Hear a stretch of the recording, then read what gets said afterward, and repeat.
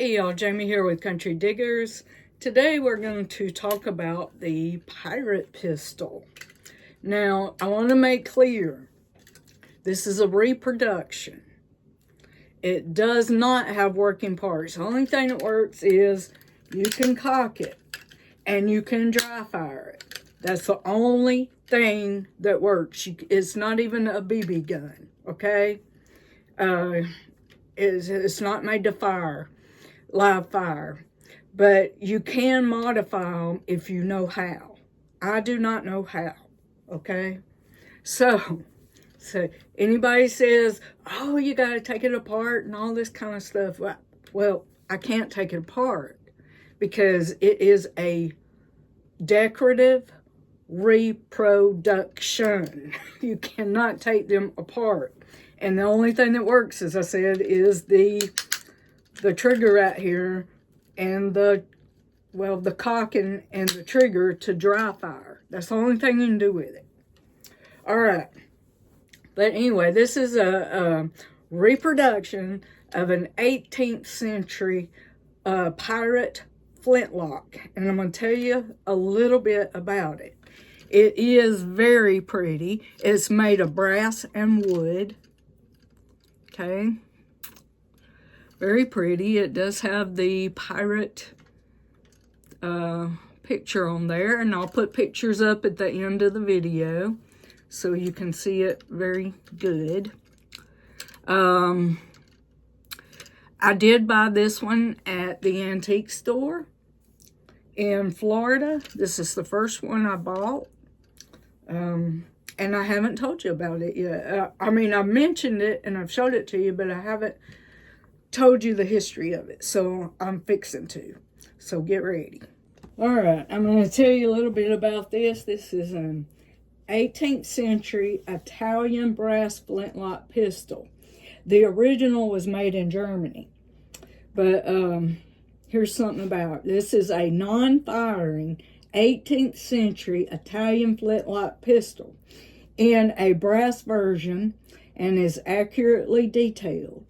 A great decorative pirate piece. Flintlock pistols were so called because the lock uses a flint to strike sparks into the priming pan when the trigger is pulled. A small amount of gunpowder in this pan is ignited, which in turn ignites the main gunpowder charge in the barrel, firing the lead ball. Both the main charge and the ball were loaded from the front or muzzle of the barrel, after which the priming charge was poured into the pan, all very time-consuming. Often the priming charge would burn, but fail to ignite the main charge, whence the expression flash in the pan. The original of this particular flintlock pistol was made in Germany at the end of the 18th century. This is non-firing version and is accurately detailed. Okay, the key features: authentic detailing, brass finish, non-fireable, for decorative purposes only. Functional lock mechanism. The measurements of this one is overall length is 15.5 inches and the weight is 1 pound and 10 ounces. All right, I will be reading from thewayofthepirates.com. It's about the pistols, the flintlock pistols. During the golden age of piracy, pistols and other firearms were everything but perfect. Although they were used since mid-1400s, the most of them fired only single shot and it took a long time to reload. They were also very inaccurate and did not have long range. In battles on board, it would be impossible to fight with gun only. Any successful pirate would carry more than one pistol, in addition to some sword and daggers, in order to survive. Steel guns became an inevitable part of almost every pirate and every ship battle in the 17th and 18th century. There are many different types of pirate pistols. They can be short enough to fit in the pocket or long as muskets. The flintlock pistol, this model of pistol is most used by pirates. It is a small and swift light gun based on the flintlock mechanism, replaced matchlock and wheel lock technologies.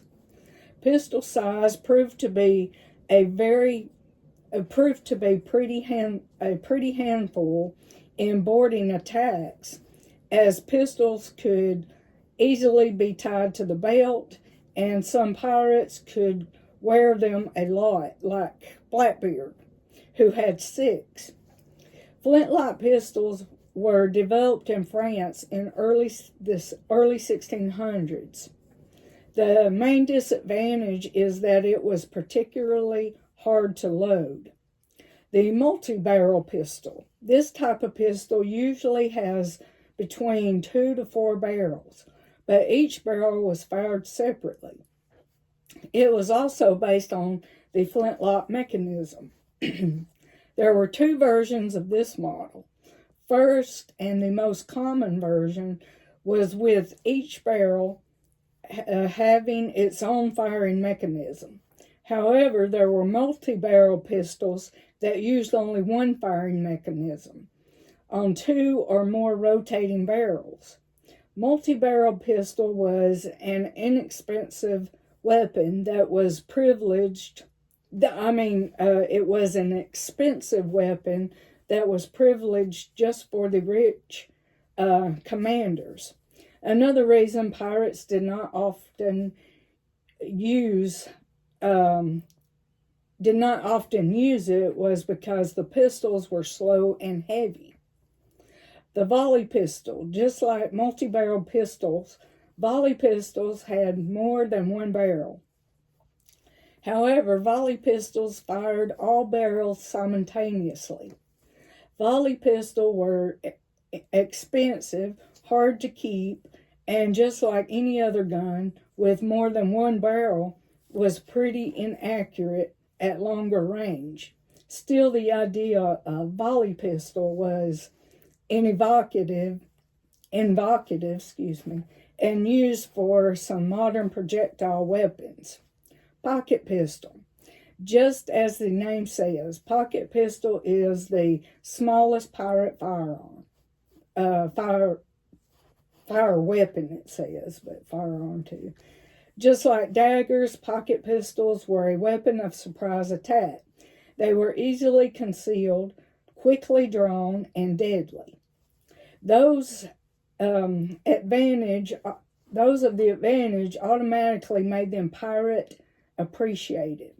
They were single-shot weapons based on flintlock mechanism. All right, well, that was all of that article. And this is the late 18th century, based on the late 18th century, made in Germany flintlock pirate pistol.